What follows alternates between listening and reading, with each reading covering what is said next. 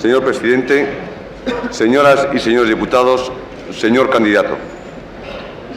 La lógica política, parlamentaria y electoral exigía que fuera el señor González el candidato designado y el que obtuviese la confianza de esta Cámara en este proceso de investidura.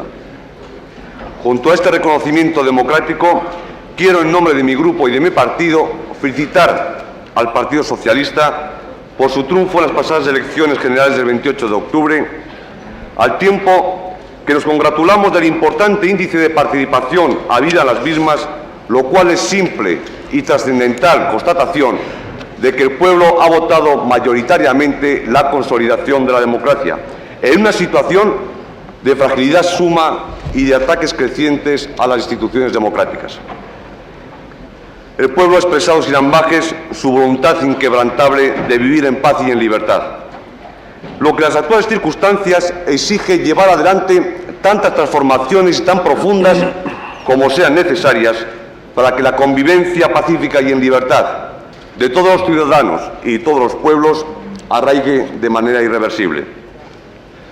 La sociedad española de los 80 ha alcanzado ya la complejidad y madurez suficientes como para que aquí no quepa concebir otro régimen político que el régimen democrático.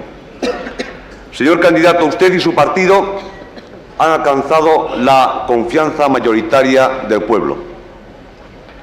Pero en un régimen parlamentario esto, con ser esencial, no es suficiente, puesto que el programa de su gobierno tiene también que recibir la confianza de esta Cámara, en la que, junto a su partido, están también otros partidos, también por voluntad popular, que representan a aquellos ciudadanos que precisamente no le otorgaron su voto o su confianza. Y de ahí la necesidad de discutir su programa, en este caso quizá más formal que real, habida cuenta la relación de fuerzas existentes, y de ahí la necesidad de verificar el grado de adhesión que su programa suscita entre las fuerzas políticas que nos hemos confrontado electoralmente. Yo pienso que, ejerciendo este derecho democrático, no solamente realizamos una de las principales misiones que tiene encomendadas el Congreso de los Diputados, sino que además, buscando la verdad, la clarificación, el compromiso y la responsabilidad, creo que potenciamos, consolidamos y prestigiamos el sistema democrático. Señorías, a la hora en mi grupo de adoptar la decisión en cuanto a la confianza solicitada, hemos procedido tanto a un profundo y serio análisis de su programa electoral, de su intervención de ayer, como también a una reflexión de la experiencia habida con su partido.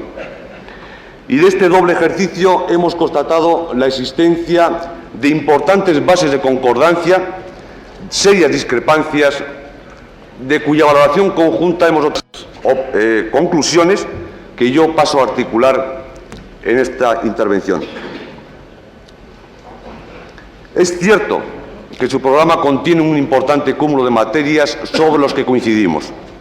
Yo, sin querer ser exhaustivo y atendiendo solamente a los grandes parámetros de su proyecto, le ratifico el firme propósito de mi partido de prestarle nuestro apoyo y colaboración en la consecución de la estabilidad política de este país, en un tratamiento serio, real y eficaz de los problemas económicos y sociales graves que padecemos, y también, evidentemente, en la profundización y consolidación de las libertades públicas y derechos fundamentales, y en la modernización de la estructura de ese Estado democrático.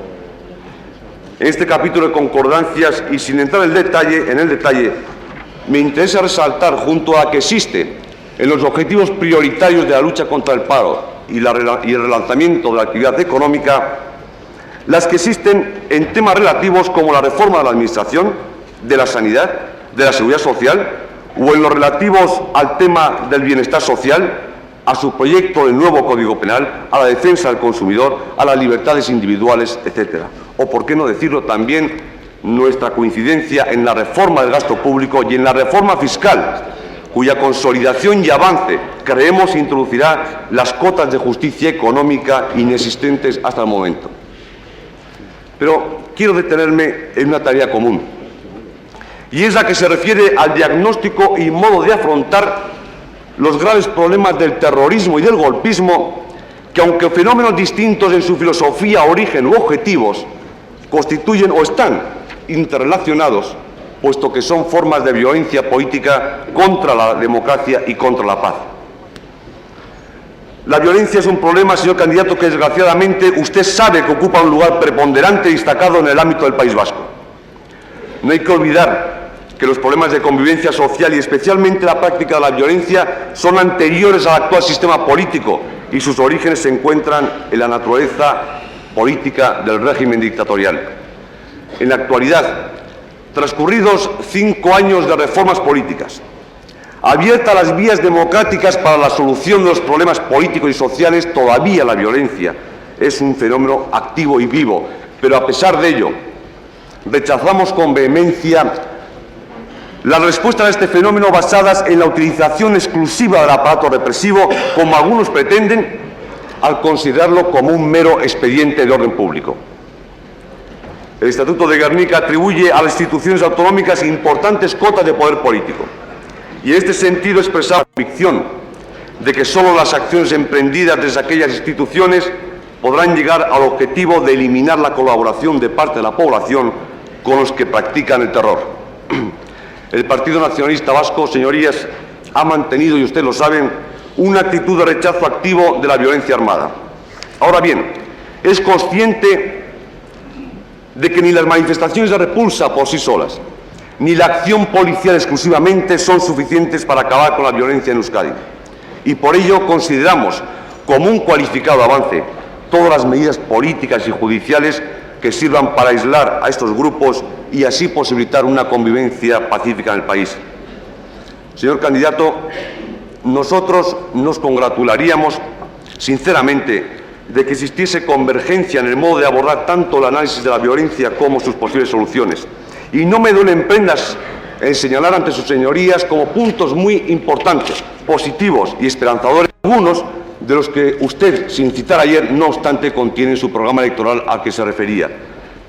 Por ejemplo, la necesidad de un escrupuloso respeto a los derechos y libertades humanas, a lo que hacía referencia su propuesta de esta tarde de una ley que regule el habeas corpus, la asistencia del letrado al detenido y que yo también le rogaría trajese a esta Cámara por lo menos una reforma de la llamada ley antiterrorista. Pero también la constatación de la relevancia de las medidas políticas y la necesidad para ello de que la autonomía vasca sea una realidad efectiva en el menor plazo posible. Esto lo dice, señor candidato, su programa electoral. En este terreno del terrorismo y el golpismo, quiero reafirmar nuestra creencia en que los objetivos de potenciar las libertades públicas y los derechos fundamentales de los ciudadanos es compatible con la necesidad de replicar adecuadamente a las amenazas violentas contra el orden institucional. Son absolutamente complementarios, puesto que solo el fortalecimiento de la democracia y la libertad privará la viabilidad política del terrorismo y el golpismo. Lo que no puede ni deberá hacerse nunca es lo que se ha hecho, y es congelar el proceso democrático o introducir la marcha atrás en el campo de las libertades públicas cada vez que uno de los frentes antidemocráticos ha resoplado con fuerza. Son muchas las coincidencias programáticas y las tareas comunes que de un examen contrastado de nuestros respectivos programas se deducen. El único problema de verdad, señor candidato, se lo digo, es saber repartir con generosidad y visión política la responsabilidad de llevarlas a cabo, esas coincidencias y esas tareas comunes entre el Gobierno vasco, de acuerdo con el Estatuto y de acuerdo con la Constitución. El Partido Nacionalista Vasco ha apostado por una sociedad moderna, progresista, justa, libre y en paz, y así lo ha venido acreditando a lo largo de su ya dilatada historia política. Por eso, me importa hacerle constar en este trascendental momento que, sin renunciar nunca a nuestro derecho a la crítica y el derecho a la discrepancia en la defensa de nuestros principios doctrinales y políticos, que usted y su Gobierno podrán contar con nuestro apoyo sincero en cuanta iniciativa legislativa o acción de Gobierno adopten en la consecución de esa de esa sociedad moderna, justa, libre y en paz que anhelamos.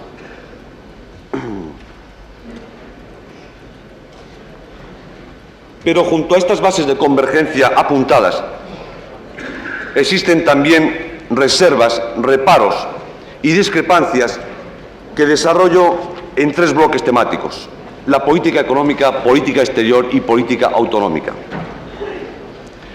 En cuanto a la política económica, para nosotros la respuesta a la actual crisis económica es el principal problema que hoy tiene planteado el Estado y la sociedad en general.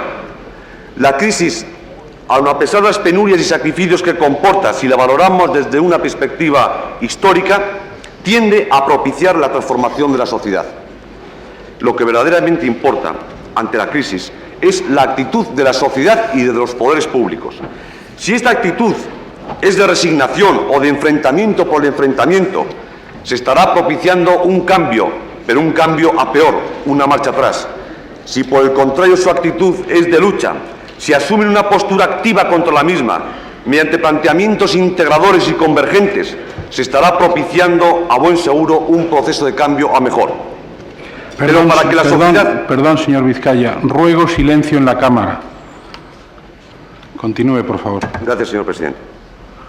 Pero para que la sociedad y sus corrientes de opinión y los poderes públicos en general, y subrayo lo de general, asuman esa postura activa, integradora y convergente, es condición necesaria que se propicien un respeto y reconocimiento mutuos, superador de recelos y suspicacias, y por parte de estos, en correspondencia responsable y solidaria desde la libertad, la toma de conciencia colectiva de la profundidad de la crisis en que estamos inmersos. Y a usted, señor candidato, y al Gobierno que va a presidir, les toca una parte sustancial en esa tarea prioritaria que es el reto de hacer realidad, también en el área económica, el nuevo Estado de las autonomías. Mire usted, el juicio o valoración que a nuestro grupo le ha merecido el contenido y mensaje de su discurso programático en materia económica lo considero en 3 planos diferentes: diagnóstico, objetivos y estrategia. En cuanto al diagnóstico, no por conocido, deja de tener interés y sobre todo importancia, puesto que consideramos como muy oportuno y conveniente que el futuro presidente del Gobierno aquí, en la Cámara de los Diputados, explicite su juicio y su valoración de la actual realidad económica como condición previa y necesaria para la posterior política de acción. Nuestro grupo está básicamente de acuerdo con su diagnóstico, aunque lo matizaríamos poniendo quizá un mayor énfasis en su carácter estructural, o en que incide prioritariamente en el sector industrial, o en que viene condicionada parcialmente, por lo menos, por la propia crisis internacional, o por la incertidumbre y desconfianza que ha encerrado el proceso de cambio político en el que estamos inmersos, o por la carencia de un marco económico definido con un mínimo de estabilidad. En cuanto a los objetivos, de acuerdo con el programa electoral de su partido, ratificado en el discurso programático de ayer, usted señaló que el empleo, es decir, la creación de nuevos puestos de trabajo, es el objetivo prioritario de su programa económico y que para ello era imprescindible promover una política que tienda a corregir los desequilibrios que señalaba en su discurso de ayer e incrementar el nivel de eficacia y competitividad de la economía. Nuestro grupo, y quiero entender que la totalidad de los grupos aquí presentes está de acuerdo, lógicamente, con el enunciado de esos objetivos o propósitos, pero ello, a nuestro juicio, tiene la validez y significación que corresponde en el mundo de las ideas a los grandes enunciados y principios. Pero el querer, con ser importante, muy importante, no siempre es poder, por lo menos en el terreno económico. Su objetivo de crear 800.000 puestos de trabajo netos durante los próximos 4 años nos parece loable y lo valoramos como altamente positivo por lo que de animador y prometedor de nuevas esperanzas conlleva. Pero cuidado, señor candidato, nuestro grupo está seriamente preocupado por la carga emocional que se ha creado en torno a este objetivo. Y si a veces, o diríamos siempre, el realismo y la prudencia política son necesarios, lo son más en nuestra presente situación, en que por el descontento y la frustración se podría originar una expectativa fallida. Sin ánimo de entrar en polémica, está convencido de verdad que en los 4 años que puede durar su mandato va a conseguir el objetivo anteriormente citado. Si a tenor de su discurso y en rigor de su propio programa electoral no parecen debidamente compatibilizados ni jerarquizados sus diferentes objetivos, salvo lo citado para 1983, que entre nosotros, no digo que sea un plan, se aproxima a un programa de estabilización, al menos para el sector privado. Se aproxima a un plan de estabilización, a un programa de estabilización para el sector privado. Y quizás lo que pueda producirse por las tensiones que la oferta electoral comporte es una dinámica económica contraria a lo que precisamente se pretende generar. De todas formas, le adelanto que nuestro grupo, con independencia de las confrontaciones de todo orden que podamos tener, no dudará en apoyarle para que ese su objetivo, que también es el nuestro, pueda alcanzarse.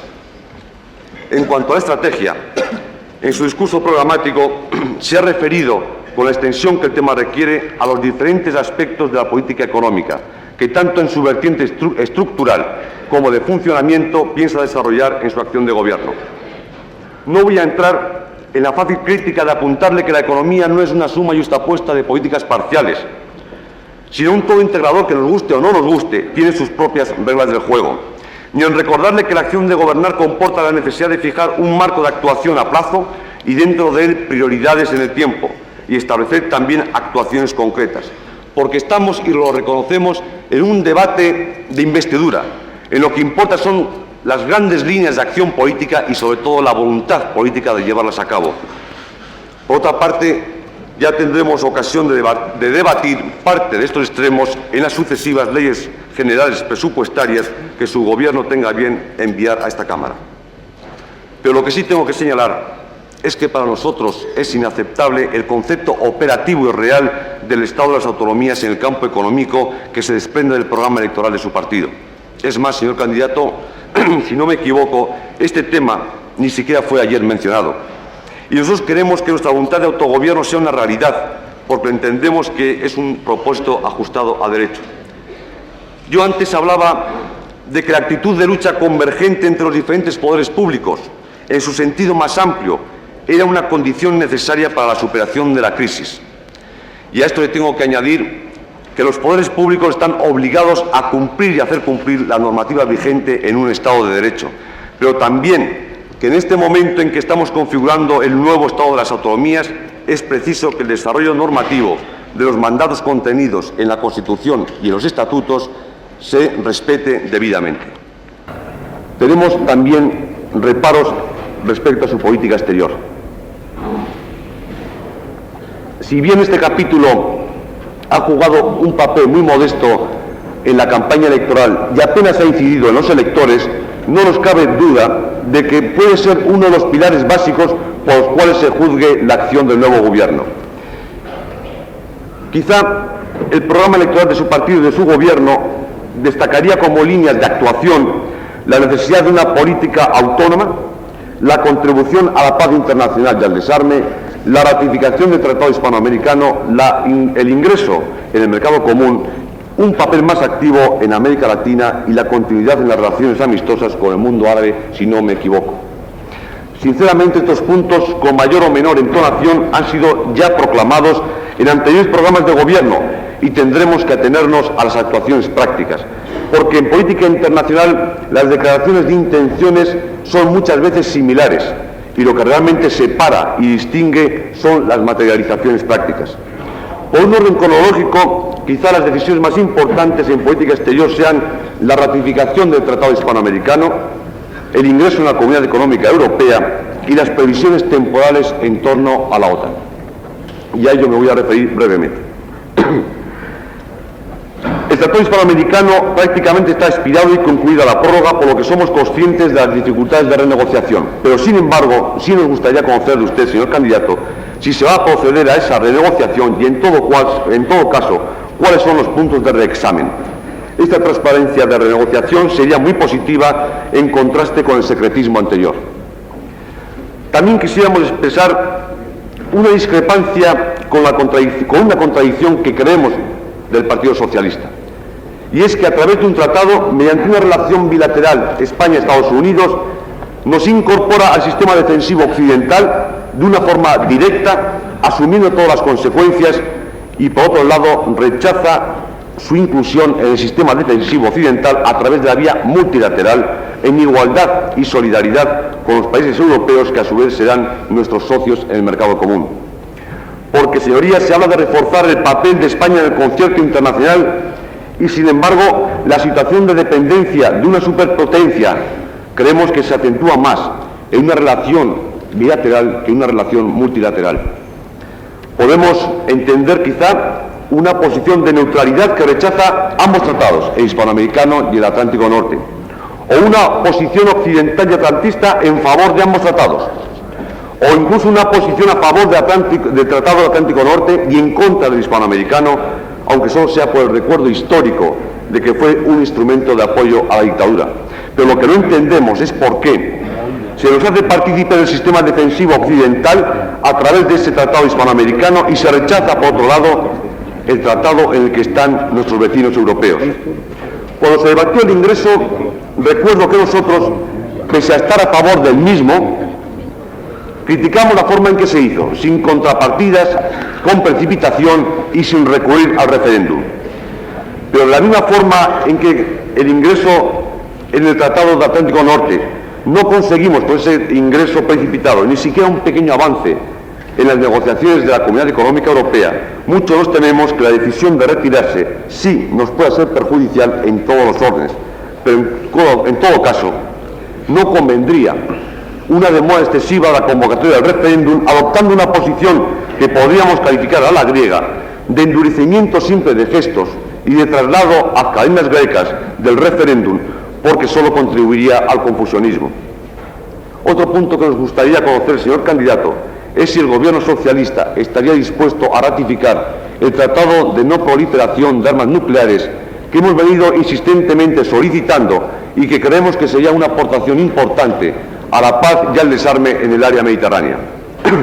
Por último, nos llama la atención las escasas referencias existentes sobre la problemática comunitaria, así como nos consta el desagrado producido en estos medios por las declaraciones efectuadas por un cualificado miembro de su partido referentes al ingreso en la Comunidad Económica Europea. Estas posturas de fuerza, adoptadas por medio de ultimátums, a lo único que pueden dar lugar es a debilitar aún más nuestra débil posición negociadora y a proporcionar coartadas a los países más reacios a nuestra integración europea. De todos modos, señor candidato, confiamos de verdad en que la política de negociación sea transparente y no que nos ocurra, como en otras ocasiones, que para recabar información, hechas algunas excepciones, hemos tenido que acudir a las propias fuentes comunitarias. Discrepancias en la política autonómica. En el inicio de este proceso de democratización, la problemática representada por las nacionalidades históricas de Euskadi y Cataluña creemos que fue determinante a la hora de plantear la configuración de un nuevo modelo de Estado. La situación política en aquellas constituía uno de los principales problemas del Estado, por lo que sus proyectos estatutarios fueron considerados como piezas claves para la estabilidad política. En ese contexto y con esa preocupación, en mayo de 1977, el Partido Nacionalista y el Partido Socialista, junto a otros, firmaron un compromiso autonómico y concurrieron en coalición al Senado. Objetivo de ese compromiso era la consecución para Vizcaya, Guipúzcoa, Álava y Navarra de un estatuto de autonomía único del máximo nivel de poder político.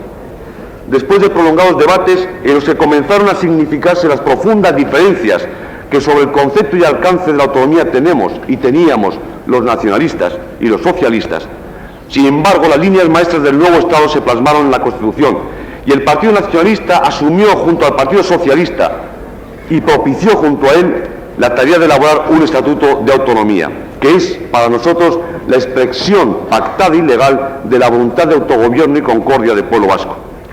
Si bien las diferentes concepciones que sobre la autonomía hemos tenido y tenemos los nacionalistas y los socialistas no fue obstáculo insalvable para elaborar y ponernos de acuerdo en un estatuto de autonomía. Si bien la lectura que ante el pueblo vasco se hizo del Estatuto de Gernika por el Partido Socialista y el Nacionalista no fue diferente, sino idéntica, sin embargo, a la hora de hacer realidad la letra impresa, comenzaron, a nuestro juicio, las disensiones profundas y el olvido de las palabras dadas. Para nosotros, la principal característica de la política seguida por el gobierno de UCD en materia autonómica, de la que su partido, señor candidato, creo es corresponsable por vía de consenso, ha sido su carácter oscilante. Su diseño del Estado de las autonomías ha ido cambiando frecuentemente en función muchas veces de intereses de oportunidad y de partido. Su política autonómica ha estado sujeta a bandazos alarmantes, cambios de estrategia y en ocasiones acuerdos rotos. Frente a avances importantes en el planteamiento de las autonomías que lo reconocemos, se han producido retrocesos de consideración que de alguna manera han tendido a invalidar los logros originales. Y en ese contexto es en el que es preciso enmarcar la LOAPA. Este texto legal supone una revisión sustancial de la concepción autonómica del Estado.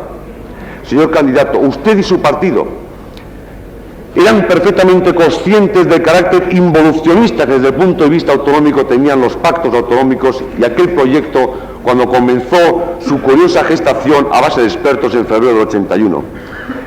Y ustedes pudieron evitar, modificar o congelar aquel proceso, porque el gobierno anterior no contaba más que con ustedes para llevarlo a cabo. Y sin embargo, ustedes que eran de verdad quien ponía las condiciones, ni siquiera intentaron que el Partido Nacionalista Vasco estuviera presente en las negociaciones previas a la firma de los pactos. Se rechazó el diálogo. Ustedes, señorías, rechazaron el diálogo que les proponíamos y solo nos dieron la oportunidad de enfrentarnos con los hechos consumados. Porque incluso, señor candidato, la oferta de diálogo que hoy ha hecho, que la valoramos en sus justas medidas, sin embargo tiene un matiz que decir, y es que es una oferta de diálogo que versa sobre la segunda fase del proceso autonómico, que en gran medida viene mediatizada y condicionada por la primera fase, que es la LOAPA como marco sustancial. Sabe muy bien que por tales motivos, entre su partido y el nuestro se ha abierto una profunda sima, que nuestras relaciones que eran buenas se han transformado radicalmente haciéndose tensas y que estamos alejados el uno del otro. Y sabe también que tras tantas vicisitudes históricas, como les ha tocado vivir codo con codo a nuestro partido y a nuestros militantes, hemos llegado a una situación de desconfianza y recelo. Porque para nosotros la LOAPA es una vulneración jurídica y política del Estatuto y del título 8º de la Constitución.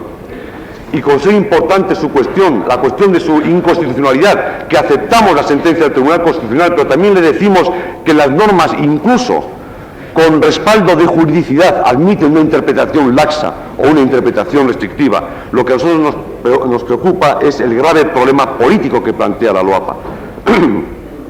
Yo no creo que tenga que convencer ahora a nadie de que el Estatuto fue resultado de un acuerdo, de un pacto histórico. Y ahora, sin embargo, con lupa del jurista y sin la visión del político se intenta modificar sin el acuerdo de una de las partes. Yo no me resisto a citar las palabras que con motivo de la ratificación del Estatuto de Gernika decía en esta misma Cámara y en esta misma tribuna el presidente del Partido Nacionalista Vasco, Javier Arzalluz. Vivimos los nacionalistas en la sospecha de que tras 5 años y dada la eterna pretensión del poder a crecer y crecer, volvamos otra vez a la situación anterior y que por vías indirectas esta autonomía plasmada en este momento en un texto jurídico se vea socavada lentamente hasta quedar en pura fórmula. Si hubiera mala fe o se jugara a la baja malintencionadamente, desvirtuando los contenidos reales de este estatuto, ello podría llevar a una situación difícil. Señorías, puedo convertir mi intervención en un debate sobre la política autonómica del candidato y su gobierno, pero si ésta va a seguir girando en torno a la estrategia marcada por los pactos autonómicos, la LOAPA y su desarrollo, la discrepancia es y será total como ha sido en la anterior legislatura. Señor candidato, le quiero expresar en nombre de mi grupo que nos opondremos con firmeza democrática a todo intento de recortar o vaciar el contenido del Estatuto de Gernika que resulte de los pactos autonómicos. Y le manifiesto con total sinceridad y respeto que el Partido Nacionalista Vasco, que ha jugado lealmente sus cartas en el tapete estatutario, no puede otorgar su confianza política a quien, defraudando esperanzas y compromisos los nuestros, asume, protagoniza y ejecuta innecesariamente el mayor ataque y la mayor vulneración del Estatuto de Gernika y los contenidos de autogobierno que el mismo contiene. Para terminar, señorías, unas ideas. Dada la actual correlación de fuerzas y la lógica a que me he referido al principio, se exige que el señor González sea investido como presidente del Gobierno. Y por eso pienso que más importante que el voto en sí es el modelo de relaciones políticas que el investido presidente y su Gobierno instauren a partir de este momento. Señor candidato, usted la noche de su victoria electoral mostró una voluntad auténticamente integradora cuando pidió el concurso y la ayuda de todos para solucionar los grandes problemas prioritarios. Nosotros creemos que solo desarrollando el enorme potencial que puede emanar de una actitud socialista abierta, podrán usted y su gobierno hacer frente a todos los obstáculos y barreras que la derecha pueda poner en marcha y a las trampas y hostilidad de los sectores reaccionarios. Ante esta más que previsible actitud y ante las dificultades objetivas que más allá de cualquier voluntad política tiene el país, su futuro gobierno y el partido que lo apoya deberán, mediante el acuerdo y sin sectarismos, buscar y atraer a su causa de reforma social y de modernización del Estado al mayor número de fuerzas políticas. Y en este contexto usted encontrará siempre a este partido en la mejor disposición para colaborar, ayudar, contribuir en la difícil tarea que le aguarda, porque conseguir un Estado moderno que funcione en democracia y libertad es ciertamente hoy y aquí un reto difícil por el que merece la pena luchar, pero no es un objetivo específicamente socialista. Señor González, usted conoce bien a nuestro partido. Hoy nuestras esperanzas en su mandato constitucional están ensombrecidas por recelos mutuos, por incertidumbres y por discrepancias de vital importancia que justificarían una posición negativa a su petición de confianza. Pero existen también, como lo he hecho expreso, coincidencias programáticas y, sobre todo, el hecho objetivo de que con su triunfo también ganamos todos los que luchamos por la ruptura democrática con el franquismo y sus secuelas, y sobre todo la esperanza de que, rectificando anteriores posiciones, puedan nuestros partidos y las instituciones que ambos sostienen establecer un marco de fructífero entendimiento. Por eso el Grupo Parlamentario Vasco va a abstenerse en esta votación de investidura en la creencia de que podemos superar en el futuro los escollos que hoy nos separan. Pero por encima de nuestras discrepancias, ello no es obstáculo para que le desee, en nombre de mi partido, mucha suerte y acierto en su difícil misión y le exprese nuestra más íntima voluntad de concordia, solidaridad, cooperación y diálogo para que las expectativas que usted ha generado y la esperanza que su triunfo ha supuesto no se vean nunca defraudadas y lleguen a plasmarse en realidad. Nada más, señores y señores. Señor presidente,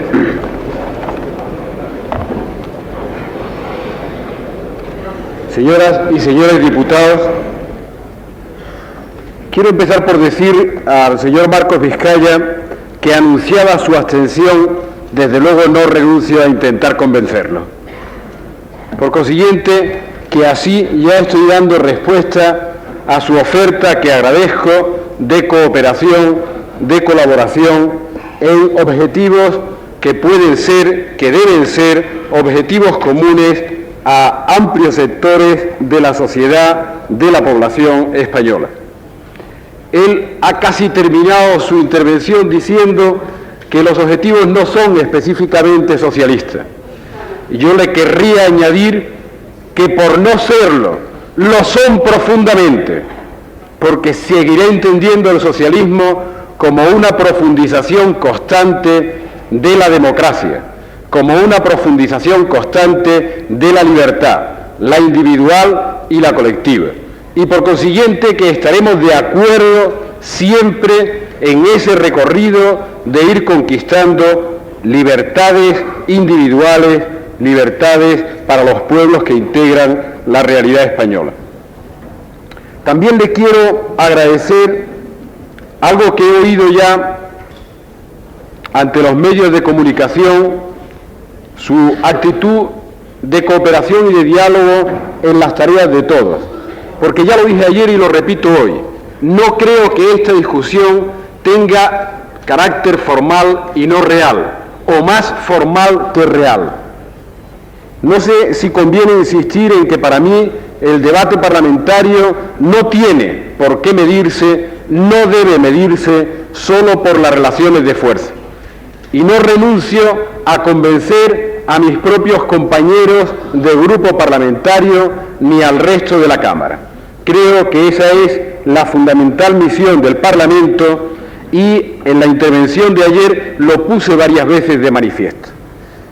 Lo que ocurre es que quisiera haber introducido también el matiz de que una actitud de diálogo y de cooperación, de la que no solo no excluyo a nadie, sino que quiero integrar a todas las fuerzas parlamentarias representadas, esa actitud de diálogo y de cooperación que ofrezco no puede y no debe ser interpretada como una falta de firmeza en los comportamientos gubernamentales, en las tareas, en las misiones que corresponden al Poder Ejecutivo. Sería lamentable que ocurriera así, porque la realidad iría demostrando lo contrario. Pero voy a ser absolutamente leal en la información sobre los grandes problemas nacionales y la voy a dar permanentemente.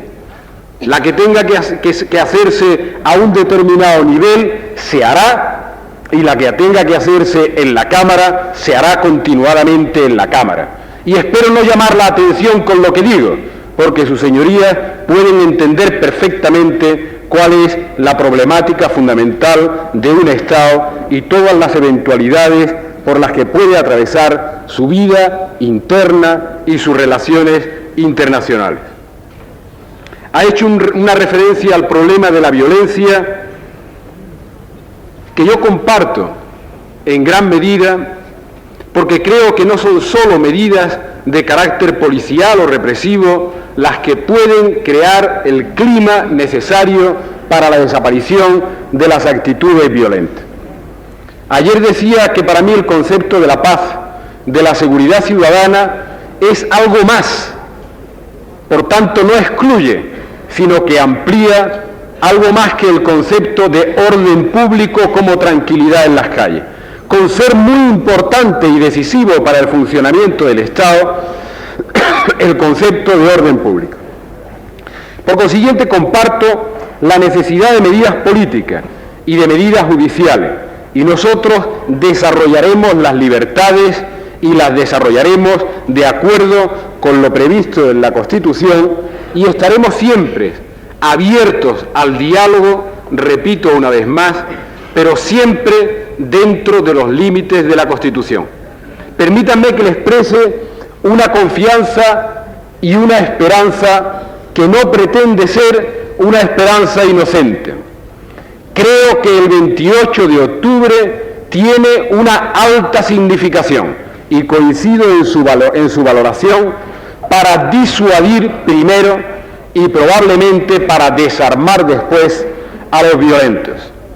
Porque la aportación de la voluntad ampliamente manifestada por el pueblo también va a incidir en esas actitudes, por muy irracionalmente que éstas se estén proyectando sobre la sociedad. Lo cual no excluye el que podamos tener todavía desafíos de la violencia o chantajes de la violencia, del signo que sea, contra los que tendremos que responder con firmeza y, desde luego, si fuera posible, desde acuerdos entre las fuerzas políticas que quieren defender y respetar la Constitución y que quieren defender y respetar los estatutos. Creo haber dicho también, pero lo repito ahora, que el cumplimiento de la ley tiene dos dimensiones. Para mí hay una extraordinariamente importante. Son las autoridades públicas, son los servidores del Estado los primeros obligados a cumplir la ley. Y desde luego son los encargados de hacerla cumplir en la sociedad. Esa es la doble dimensión del concepto de respeto a la ley, o como se usa técnicamente, de imperio de la ley. De respeto a la ley por quien la tiene que aplicar, de respeto a la ley por aquellos ciudadanos sobre los que se proyecta y a los que hay que hacerlas cumplir. Por tanto, nosotros, además de esforzarnos por ese doble cumplimiento a la ley, trataremos de hacer una política informativa clara, que le llame a las cosas por su nombre cuando se produzcan, porque eso sanea comportamiento a todos los niveles de la sociedad y de la propia administración pública. Usted me pide en su intervención una modificación de la ley de orden público, de la ley antiterrorista, con ese viejo recuerdo que comporta a veces en algunas materias sobre jurisdicciones pasadas y relacionadas con jurisdicciones también criticadas por pasar. Quiero decirle que se subsumirá la reforma de la ley antiterrorista en la del Código Penal y que no se creará en el intermedio el vacío jurídico, pero se regulará, como acabo de decir, el habeas corpus como complemento que cree seguridad ciudadana y que permita el respeto a los derechos humanos. Ha entrado usted en la política económica estableciendo algunas áreas de discrepancia que, si he creído entender bien, se refiere a una cierta desconfianza respecto a los objetivos de generación de empleo y, sobre todo, a la articulación de la política económica teniendo en cuenta a los poderes autonómicos. Creo que en esa estrategia de la articulación de la política económica es donde se ha mostrado la mayor discrepancia. Yo quiero establecer al menos los principios básicos de mi concepción de la política económica. Creo que la unidad económica, lo que se llama en términos técnicos la unidad de mercado, es algo que no se puede ni se debe alterar.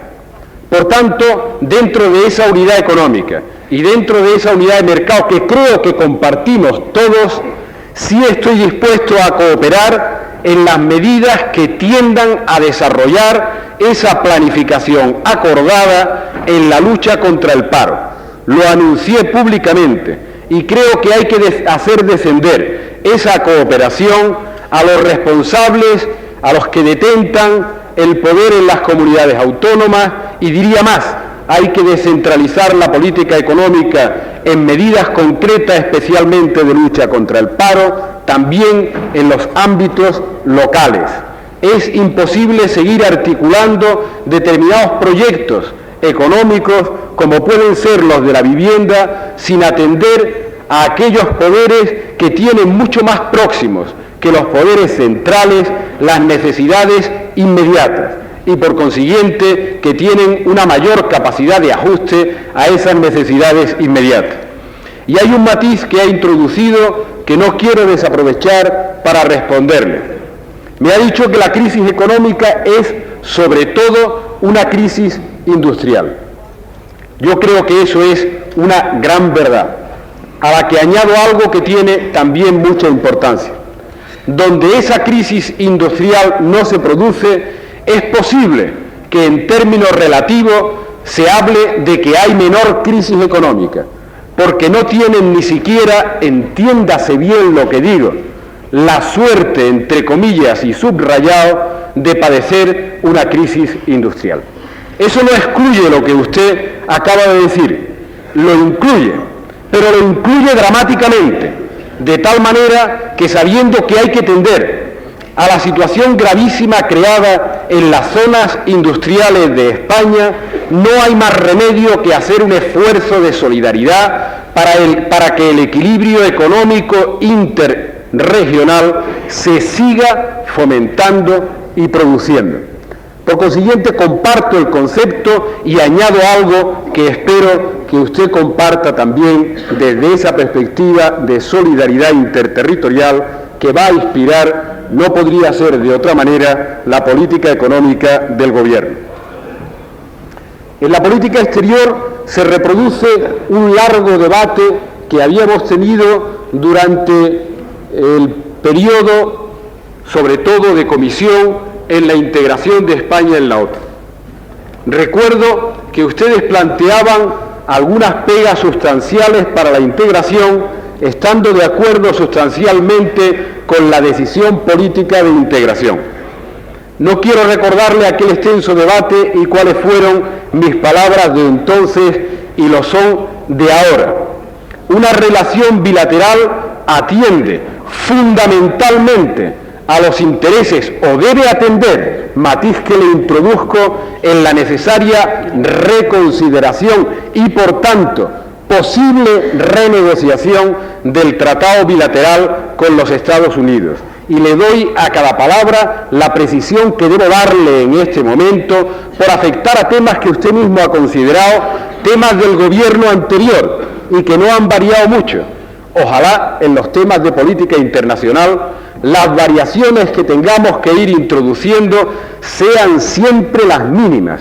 Ayer lo puse de manifiesto porque pretendemos esforzarnos por hacer una política de Estado. Y en este momento yo estoy haciendo un intento de acercamiento a su posición y a las posiciones discrepantes de la Cámara para llegar a una conjunción de intereses que sea auténticamente representativa de la voluntad de la inmensa mayoría de los españoles. Pero esa negociación bilateral puede y debe atender, en primer lugar, desde nuestra óptica, a los intereses defensivos de España.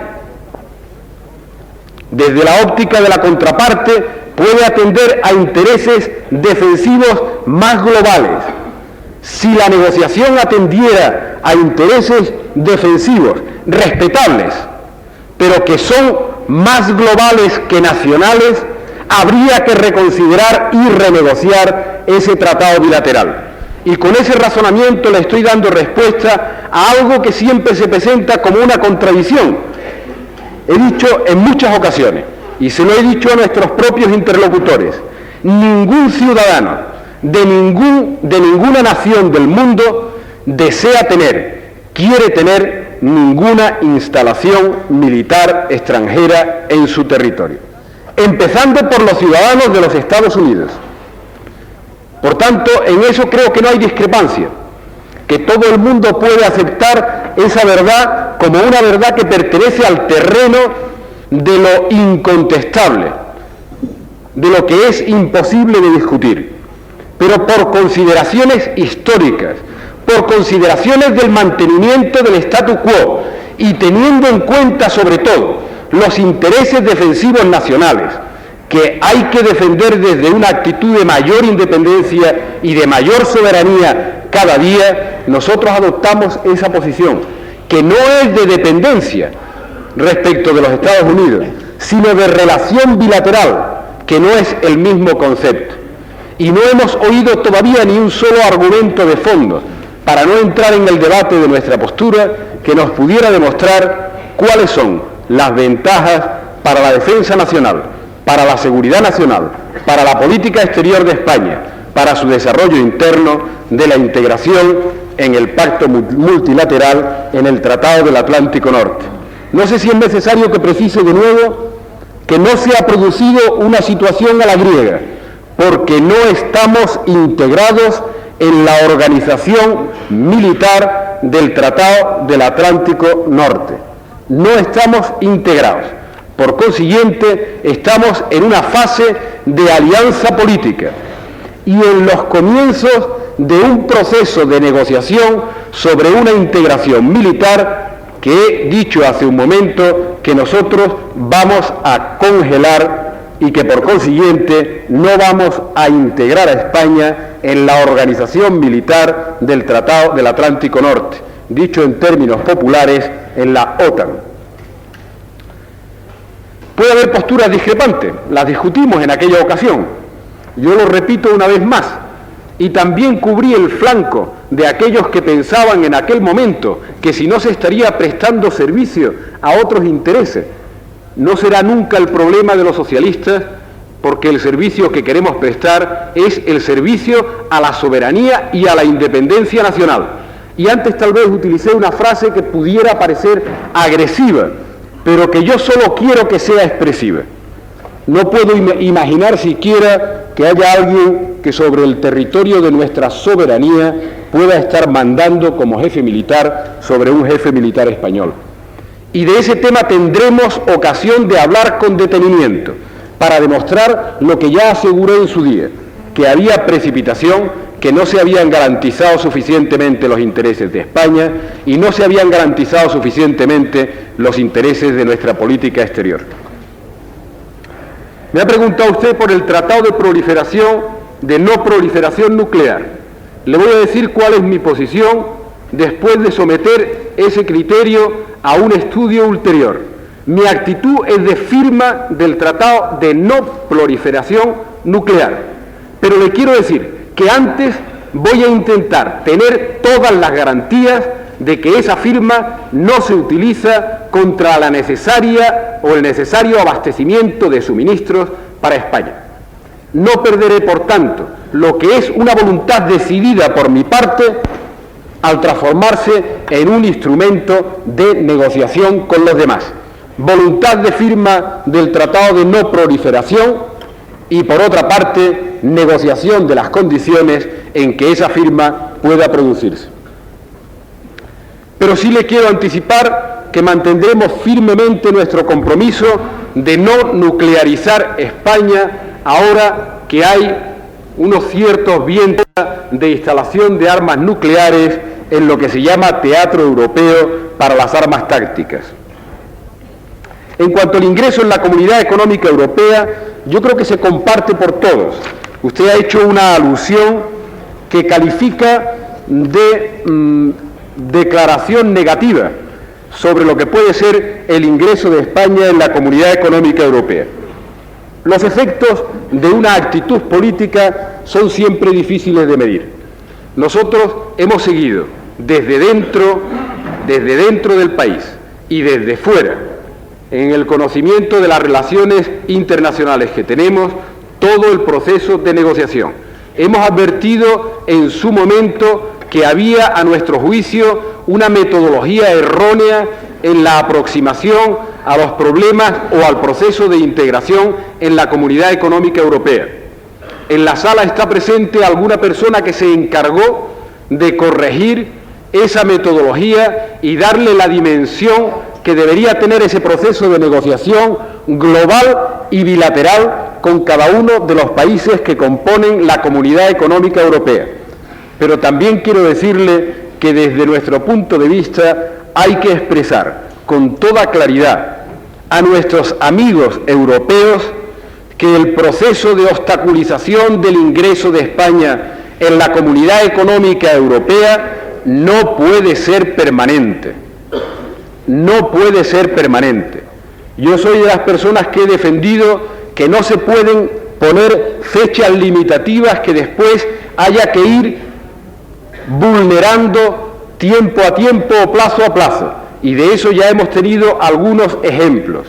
Pero creo que tenemos derecho a decirle a la Comunidad Económica Europea que frente a las dificultades que tiene en su propio seno la Comunidad Económica Europea, España, cumpliendo los requisitos del Tratado de Roma, tiene derecho a integrarse en la Comunidad Económica Europea. Y ya sé que es una negociación, pero puede ser una negociación desde la claridad y desde la firmeza de posiciones. Si dificultad tiene un país como Francia, o como Alemania, o como Inglaterra, para que España ingrese en ese conjunto de naciones, España las tiene, pero agravadas, por su estructura económica deficiente, por su proceso de crecimiento desigual. Por consiguiente, difícil es concebir que la Comunidad Económica Europea de vez en cuando hable del famoso orden nuevo en el plano económico internacional o de la cooperación con los países del sur, cuando no afronta con valentía, y hay que reiterárselo a los europeos, algo que es relativamente más fácil, que es la cooperación entre el norte y el sur de Europa. En la política autonómica ha sugerido una serie de discrepancias que yo me atrevería a considerar discrepancias y no querría utilizar expresiones que por el señor diputado se han utilizado desde esta tribuna y que en parte empañan el contenido de la oferta de cooperación, de apoyo y de diálogo que agradezco sinceramente a las cosas en las que podamos coincidir, porque se ha hablado en definitiva de que nosotros hemos incumplido palabras dadas. Pues bien, yo quiero decirle que es mejor que nos quedemos en el terreno de las diferencias de interpretación, que pueden llegar a ser legítimas. Pero también quiero decirle a la Cámara que en el proceso autonómico ha habido de todo: incertidumbre, saltos, oscuridades no conocidas, negociaciones no conocidas, bilaterales, no solo las multilaterales que tenían un grado de conocimiento suficiente, y que yo ahora no estoy en trance de reprochar a nadie. Pero ha habido de todo ese tipo de negociaciones que no han sido suficientemente conocidas ni esclarecidas. Estamos en condiciones de plantear cualquier proceso de negociación en el plano autonómico con claridad. Hay una discrepancia de fondo, sin duda alguna, pero que yo creo que debería ser una discrepancia de rango menor. Yo confío en que el Tribunal Constitucional sea capaz de analizar la ley orgánica desde el punto de vista de la Constitución y de los estatutos. Tengo esa confianza en la respuesta del Tribunal Constitucional, no la cuestiono, y tengo la confianza de que la interpretación del Tribunal Constitucional sobre la constitucionalidad y el respeto estatutario de esa ley en el que yo creo sea aceptada por todos y sea aceptada por el mero hecho de que el Tribunal Constitucional no va a pretender, después de su teoría del bloque de constitucionalidad, ni vulnerar, ni rebajar, ni disminuir los techos estatutarios. Lo hemos repetido hasta la saciedad, a veces en un diálogo de sordos. Yo no quisiera remontarme al pasado, pero como he hecho una oferta de negociación sincera para continuar el proceso autonómico, y no he hablado solo de la primera fase o de la segunda fase, he hablado cuando soy consciente de que hay un gobierno vasco constituido, he hablado cuando soy consciente de que hay muchas competencias autonómicas en manos del gobierno vasco y que hay un proceso de transferencia que seguirán llenando de contenido esas competencias establecidas en el Estatuto, y una voluntad firme de continuar en esas transferencias, y no solo respecto de la comunidad autónoma vasca, sino también respecto de otras comunidades autónomas. Pero no he hablado sobre una situación de vacío, sino sobre una situación que políticamente empieza a estar llena de un gran contenido que nosotros tendríamos que esforzarnos todos en positivizar ante la población vasca, ante la población catalana, ante la población andaluza, ante la población gallega, ante la población valenciana, porque se ha avanzado considerablemente si se tienen en cuenta los ritmos históricos. Y pretendemos seguir avanzando por ese camino y pretendemos hacerlo desde el diálogo y desde la cooperación. Se ha calificado de involucionista y además se ha calificado también la metodología de aquel diálogo. Quiero enseñarle en el futuro mi posición. Mi posición en aquel diálogo, que ya he reiterado varias veces, fue de invitar a los partidos políticos de ámbito estatal a la negociación. Así se hizo. Y desde el gobierno invitar a las instituciones, fue mi propuesta, representativa de las comunidades para los problemas específicos de las comunidades. Por consiguiente, yo asumí mi responsabilidad y no estoy haciendo ninguna crítica de nuevo del pasado. Eso es el pasado. Asumí mi responsabilidad y los partidos políticos de ámbito estatal estuvieron presentes en la negociación hasta que creyeron oportuno dejar de estar presentes en uso de su legítimo derecho de participar o no en la firma de un acuerdo autonómico. Pero en fin, yo no voy a hacer ahora la defensa a fondo de los acuerdos autonómicos. Solo le quiero decir algo que usted me admitirá que corresponde a la realidad. Es justamente a partir de los acuerdos autonómicos cuando empiezan a evitarse muchos de los bandazos que se habían ido produciendo, y no me refiero a la comunidad que usted representa, me refiero a las otras comunidades de todo el conjunto de España. Fue en ese momento cuando empezaron a evitarse los bandazos y se produjo un proceso más ordenado, un proceso que atendía más a la dimensión de Estado del problema de desarrollo autonómico, aunque podamos compartir o no compartir unos u otros los contenidos de ese debate o de esa negociación. Mantengo la oferta de la negociación. Se ha referido el señor Marcos Vizcaya a un tema que también se refirió antes el señor Vandrés, al tema navarro. Permítanme que le diga que yo soy respetuoso con la Constitución, que hay un procedimiento establecido en la propia Constitución y que el respeto a la Constitución nace del respeto a la voluntad popular y que en el tema de Navarra, cuando Navarra decide, desde el ámbito de sus competencias autonómicas, propiciar una política de acuerdo o de acercamiento, podrá hacerlo, deberá hacerlo y lo hará.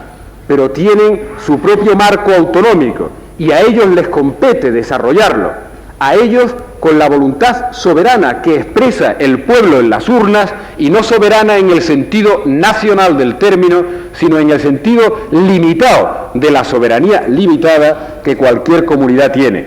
Yo creo que hay que ser respetuosos con esa voluntad popular expresada en Navarra y darle a los navarros la oportunidad de que decidan hacia dónde van a conducir sus propios mecanismos de autonomía y de acuerdos con otras comunidades, por cierto previstos también en la Constitución española. Reitero el espíritu de cooperación en todos los terrenos, en el desarrollo autonómico y también en el de la lucha contra el paro. Gracias, señor González Márquez. El señor Vizcaya, para un turno de réplica.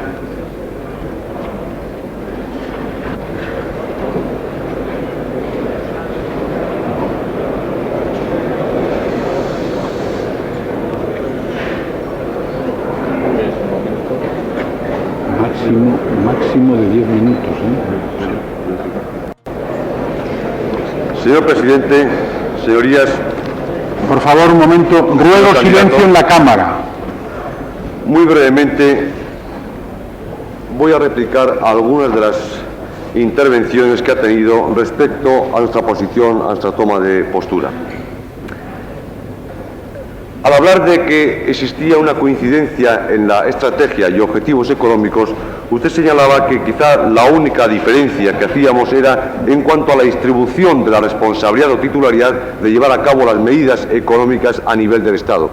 Y señalaba que el Estado, o señalaba cuál es su mínima o su concepción de unidad de mercado o de unidad económica en su intervención. Pues bien, yo pienso que en cuanto a la unidad de mercado, es un concepto muy teórico, sobre todo muy sujeto a diferentes formas de Estado.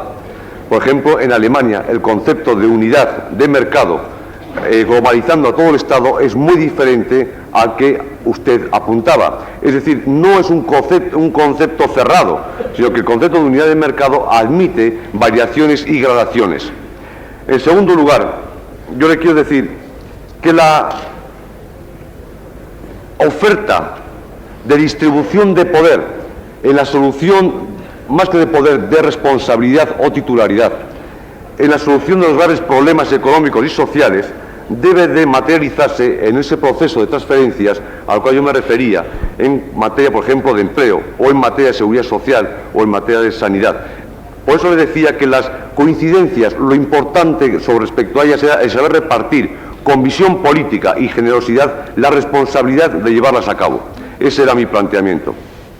En cuanto a la política exterior, cuando yo me he referido a la postura griega, lo he hecho a los gestos, no al contenido de la postura griega, porque evidentemente las situaciones son diferentes. He ido a la calificación de los gestos y expresamente lo he hecho así. En todo caso, señor candidato, yo le respeto su opinión, usted deberá respetarme también, que sigamos viendo contradicciones que son las que he señalado en mi intervención. Me alegra y nos satisface a nuestro grupo que usted públicamente haya manifestado su voluntad de firmar o ratificar el Tratado de No Proliferación de Armas Nucleares. Y también somos conscientes y partícipes de su voluntad de no nuclearizar el suelo español. Ahora bien, usted sabe mejor que yo seguramente que en un tratado como este es muy difícil establecer unas condiciones previas, de decir, bueno, si esto supone que no haya suministro, yo pienso que esto está en las negociaciones anteriores, previas evidentemente a la firma del tratado, pero la voluntad suya, si es la de ratificar el tratado, evidentemente esas pegas u objeciones a priorísticas, yo creo que si existe esa voluntad pueden resolverse. En política autonómica, yo también he querido prescindir quizás de algunos juicios de valor respecto a la LOAPA. La he hecho, es una calificación general y no me he introducido en sus matices concretos, que habría mucho que hablar, pero en todo caso yo le he señalado algo que para nosotros es muy importante, y es que el Tribunal Constitucional, a través de su sentencia, puede resolver el problema jurídico, el problema de la inconstitucionalidad o no de toda o algunos aspectos de esa ley. Pero evidentemente lo que no va a resolver es el grave problema político que he planteado, porque yo le vuelvo a repetir que su oferta de negociación, cuando he hablado de que se refería a la segunda fase, es que en la respuesta al señor Vendrés, usted ha dicho precisamente que esa fase de negociación, o esa oferta de negociación de diálogo solidario, lo enfocaba en torno a la segunda fase de desarrollo autonómico. Pues bien, es decir, ¿cuál va a ser objeto de ese diálogo institucional o de ese amplio marco de acuerdo? Las leyes de bases que usted ha citado. Unas o algunas de las leyes de bases que ha citado. Pero es que el concepto de ley de bases o el concepto de lo que abarca la base, lo que son las bases, hasta dónde puede ir, ese es uno de los contenidos de la LOAPA donde discrepamos profundamente. Por eso le decía que su oferta de negociación venía mediatizada o condicionada en gran parte porque la fase previa, que ha sido la gran definición, por ejemplo, de ese aspecto de las bases, ya está en la LOAPA, que es en lo que existe discrepancia, y por eso no veía fácil no el hecho de dialogar y establecer ese marco de acuerdo, sino lograr el acuerdo. Lograr el acuerdo es lo que veía difícil, salvo que ustedes, sin violentar para nada la Constitución ni los estatutos, de alguna forma diesen otra interpretación a las normas de la LOAPA, por lo cual yo he hablado de que las normas, a pesar del respaldo de juridicidad, admiten interpretaciones laxas o restrictivas. En cuanto, y voy a terminar, de que después de los pactos autonómicos no ha habido bandazos, evidentemente los pactos autonómicos y en gran parte la declaración del Partido Nacionalista Vasco era que había muchos aspectos de los pactos autonómicos que aceptábamos. En concreto había una ordenación del proceso de alcanzar la autonomía que estaba todavía sin dilucidar y sin aclarar. Todo el proceso de acceso a la autonomía por parte de las nacionalidades o regiones del Estado. Pero los pactos también contenían desarrollos legislativos o mandatos legislativos, como era la Ley del Fondo de Compensación Interterritorial, la famosa LOAPA, entre otras. Y a eso me refería cuando he citado los pactos como base de su estrategia autonómica, la estrategia autonómica del Partido Socialista. En cuanto al diálogo que no se nos concedió, es cierto que a nivel institucional el Gobierno quedó en invitar a las instituciones y que ustedes a los partidos, o su visión por lo menos de quiénes deberían acudir a esta negociación. Bueno, esto es lo que yo he puesto de manifiesto, que el Partido Socialista, pudiéndolo hacer, no quiso que el Partido Nacionalista, me refiero al partido, señor González, no he hablado de la institución del Gobierno vasco, no quiso que el Partido Nacionalista Vasco participase en la negociación y en el diálogo anterior a los pactos autonómicos. Yo me alegro que usted rectifique ese grave error y de algún modo crea que el desarrollo de la política autonómica en una segunda fase requiera de ese marco de negociación y de acuerdo que no existió en su momento. Gracias, señor presidente. Gracias, señor Vizcaya.